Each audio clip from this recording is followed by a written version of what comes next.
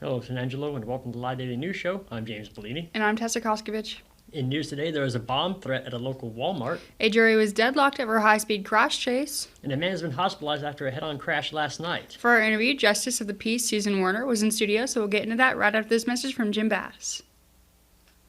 Right now at Jim Bass, scan our QR code and find great deals on cars and trucks. Right now, get a brand new 2024 Nissan Kicks, just $19,999. You can only get deals like this at Jim Bass Nissan, Houston, Hart and Arden Road, or shop 24/7 at bassnuts.com, or you can use this QR code.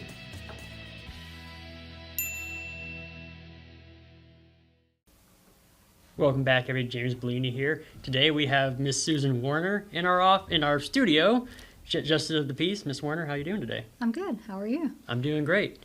Now, the Justice of the Peace is an elected position. Yes. Correct? Yes. All right. And while you don't have an opponent right now, you will have one in the fall. Correct. I'm not opposed in the primary, but I am in the November, the general election. All right. Well, let's just kind of get into what a JP does. I feel everybody just maybe thinks it's one thing, but it's actually a whole list of things that It's a whole y'all list of things. take care of. Yes, and it grows every 2 years.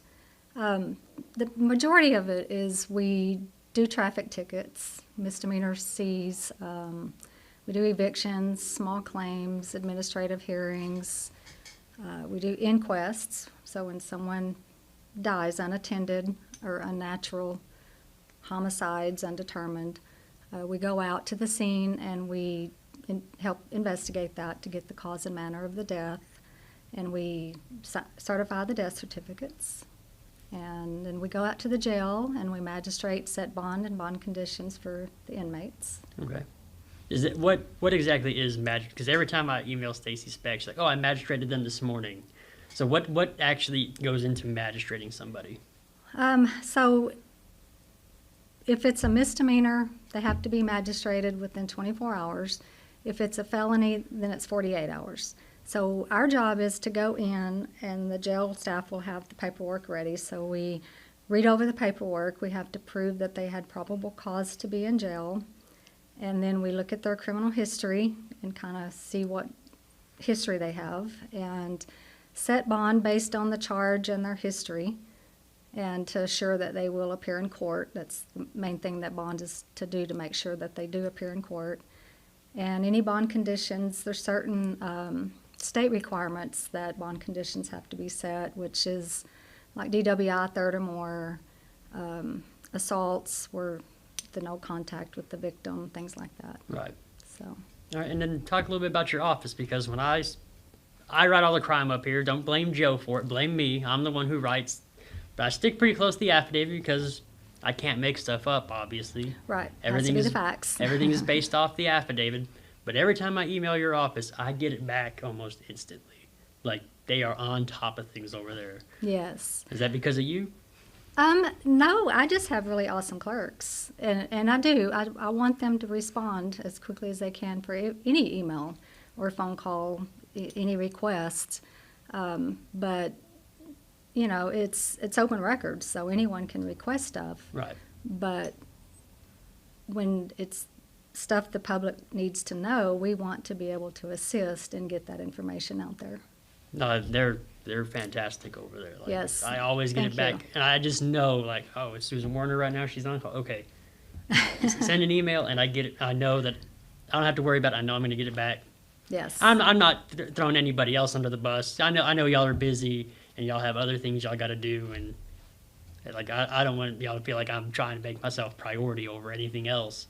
But No, it's we just, handle everybody the same. No, it's Yeah. it's just nice to know that when something happens, I can get it back and I can get the information out there. Yes, well, thank you. I do have good clerks. All right. They're on top of it. All right. So, but now you don't have an opponent in the primary, but why should people vote for you? I've been a justice of the peace now for 9 years. I'm going into my 10th. I feel like I've got the experience. I was a clerk for 8 years prior to my becoming a JP.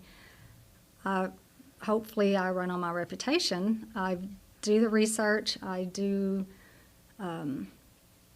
everything as close to the books as I'm supposed to do as much as possible. I love my job. I feel like I'm the best for the position because I have the experience and the desire to keep doing what I am doing. Yeah, well, let's talk about, you said you were a clerk. Let's talk about kind of what led you up to this, to Okay. becoming a JP. Well, it's the situation that led me to this is probably an unfortunate situation in its own. I was a clerk for 8 years, and then I filled Judge Longest's place and when she passed away. And it left a 2-year unexpired term. So when they were getting ready to replace her, there was just a voice that kind of told me, why not you? And I have the experience, I know what they do, I can just kind of jump in. I lived in Precinct 1, I met all the qualifications, so whenever the commissioners opened up the position to be interviewed, I was one of, I think, 6. And they picked me. All right. And I've ran for election every 4 years since and won, so I'm hoping to win this next one. All right. Yeah.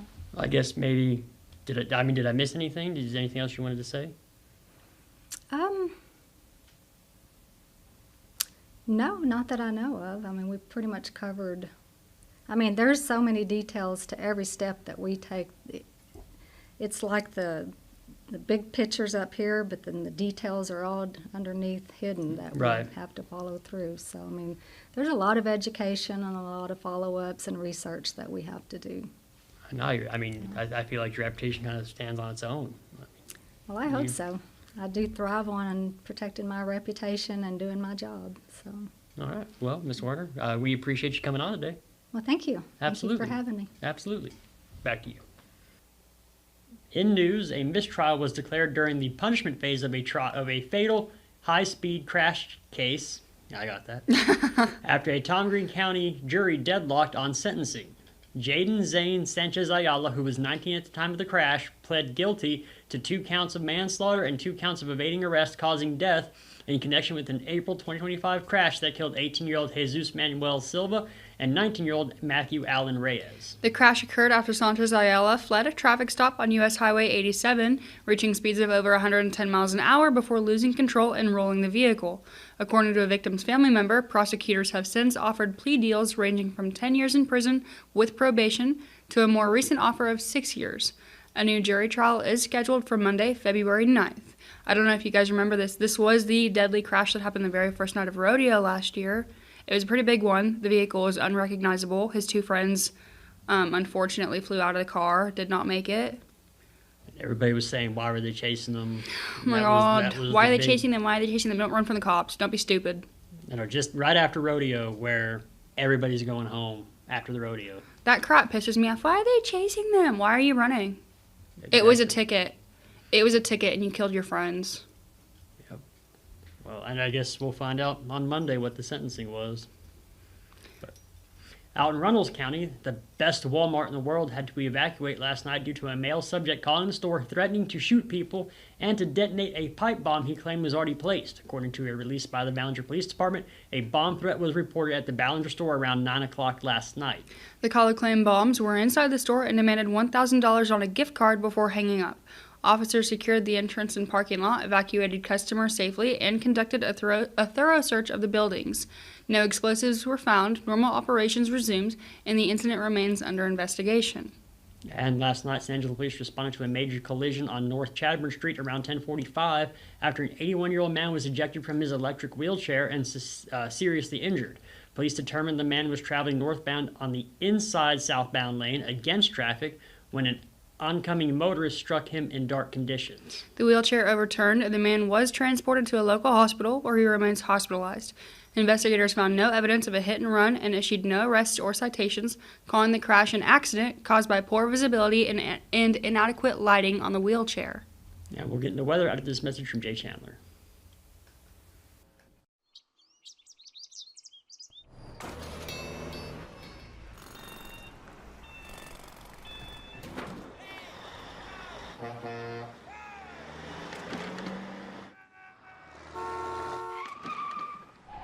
It's hard to believe how reckless some people can be and how hard they fight against real victims. You need a partner who consistently beats the giants and who will never, ever flinch.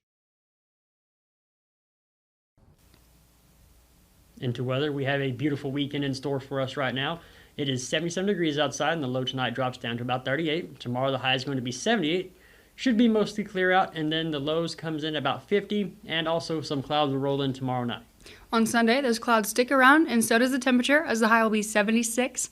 Then Sunday, the low jumps down to 52. On Monday, we have increasing rain chances from 20% Monday to 50% Monday night. And again, those highs hang around or just below 80 degrees, and it looks like they'll stay for a while, luckily. I know, I can tell how excited you are. I am happy. You guys don't know it. It's wildly inappropriate, but I'm wearing shorts right now, and I'm in a good mood about it. We'll be right back after this word from Condos, Diamonds, and Coins. When it comes to unique pieces you can't find anywhere else, Condos, Diamonds, and Coins is your one-stop shop. With over 24 years in the diamond and coin industry, Condos, Diamonds, and Coins is West Texas's choice for diamonds, jewelry, coins, silver, and gold. Owner Bill Cano stands by his work and offers free consultations, including estate jewelry. Don't just trust anyone with your valuables. Come see the staff at Cano's at 1016 West Beauregard in San Angelo. Thank you for watching the Live Daily News Show. The only locally owned news show in the Concho Valley. Follow us on Facebook, X, and other social media platforms. And download the San Angelo Live mobile app. For the live team here, I'm James Bouligny.